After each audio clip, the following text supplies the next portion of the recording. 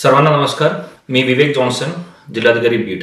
मागच्या काही दिवसापासून बीड जिल्ह्यामध्ये मुसळधार पाऊस चालू आहे आणि IMD द्वारे दिलेल्या इशाऱ्याप्रमाणे पुढच्या 2 दिवस रेड आणि ऑरेंज अलर्ट याचा इशारा सुद्धा दिलेला आहे. सर्वप्रथम मी बीडच्या सर्व नागरिकांना विनंती करतो की मुसळधार पाऊस चालू असल्यामुळे बीड जिल्ह्यामध्ये असलेल्या सर्व नदी, सिंदफणा असेल, मांजरा असेल, बिंदुसरा असेल, गोदावरी असेल, या सर्व नदीमध्ये मोठ्या प्रमाणे फ्लो चालू आहे.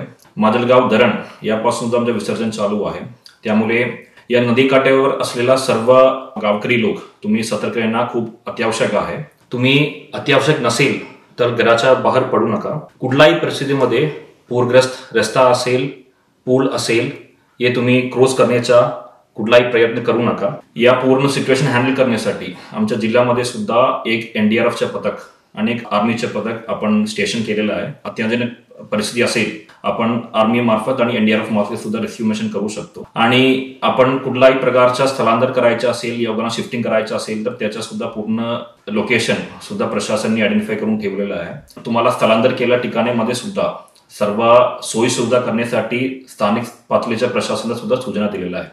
त्यामुळे कुठल्याही परिस्थितीमध्ये तुमच्या गावावर धोका असेल तर तुम्ही प्रशासनासोबत सहकार्य करणं अपेक्षित आहे आणि सुरक्षित स्थळावर तुम्ही स्थलांतर होणं अपेक्षित आहे. तुम्हाला कुठल्याही प्रकारच्या अडचणी असेल, यामध्ये कुठल्याही प्रकारच्या आपत्तीच्या परिस्थिती असेल, तुम्ही या स्क्रीनवर दाखवलेला टोल फ्री नंबरमध्ये संपर्क करू शकतो. त्यासोबत तुम्ही संबंधित तहसीलदार असेल, तलाठी असेल, या सर्वांना 24 तास त्यांचा मोबाईल चालू ठेवण्यासाठी आणि त्यासोबत कुठलाही परिस्थिती असेल तर आमच्या टोल फ्री नंबरवर संपर्क करण्यासाठी आम्ही पूर्ण सूचना दिलेल्या आहे.